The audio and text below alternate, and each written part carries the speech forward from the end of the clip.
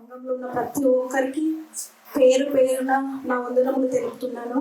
నా సాక్ష్యం ఏంటంటే మా తండ్రి గారి పట్ల దేవుడు ఎంతో అద్భుతం చేశాడు. లాస్ట్ మంత్ 29th మా ఇంటి దగ్గరికి మమ్మల్ని చూడడానికి మా నాన్న వచ్చాడు. మండే రోజు లేచిండు, నేను వెళ్తానమ్మా చేను కాడికి వెళ్తా అని చెప్పేసి 7కి ఇంట్లో నుంచి బయలుదేరి మేదీపట్నం బస్సు ఎక్కి అక్కడ వెళ్ళి కన్ఫ్యూజ్ అయ్యాడు. మా మమ్మీ మధ్యాహ్నం 1:30కి వెళ్ళింది. ఇంటికి వెళ్ళి చేనుకాడికి వెళ్తే ఎక్కడ లేడు అని చెప్పేసి మాకు ఫోన్ చేశారు. ఇక్కడ మొత్తం వెతికిరు కానీ ఎక్కడ లేడు. అక్కడ మా తమ్ముడు వాళ్ళు కూడా ఊరు దగ్గర అక్కడ చుట్టుపక్కల చేనులో ఎక్కడ పడుకున్నాడేమో ఆయన అని చెప్పేసి అక్కడ అంతా వెతికిరు కానీ ఎక్కడ లేడు. మళ్ళా 6కి అట్లా ఇక్కడ పిఎస్కి వచ్చి కంప్లైంట్ ఇచ్చినాము. అంటే సేవకునికి ఫోన్ చేసి ప్రార్థన చేసి మన కాన్ఫరెన్స్ లీడర్ కూడా ఫోన్ చేసి ప్రతి ఒక్కరు మా నాన్న గురించి ప్రేయర్ చేయాలని ప్రతి ఒక్కరిని వేడుకున్నాను. 3 రోజులు ఎక్కడున్నాడో మాకు తెలియదు.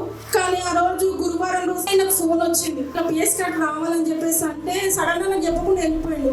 అక్కడ ఇబ్రాహీంపట్నం చెరువులో ఇట్లా డెడ్ బాడీ ఉంది, సేమ్ మీ ఫోటో ఉన్నాం అట్లనే మా తమ్ముడు చెప్తే వాడు ఏడ్చుకుంటే అక్కడ వెళ్ళిరు, వీళ్ళు వెళ్ళిరు. అప్పుడే ఫోన్ వచ్చి దొరికిండు అని చెప్పేసి. అంటే ఆ మధ్యాహ్నం థర్స్డే 1 గంటల ఇట్లా మన స్టోర్లోకి వచ్చిందంట. కుట్టిరంట ఆయన బాగా. మన మేదీపట్నం ఫ్లైఓవర్ నుంచి నడుచుకుంటూ వస్తుంటే అదే సమయంలో మా బాబాయ్ ఉంటాడు, ఆయన ఇక్కడ డ్యూటీ చేస్తాడంట. వెళ్ళి చూస్తే అరే అన్నగారు మిస్ అయింది అని చెప్పేసి అని అంటే మాకు ఫోటో తీసి పోయినాక దేవుడు నిజంగా చెప్పాలంటే ఎంతో మంది చనిపోతురు, ఎక్కడో మిస్ అయిపోతురు.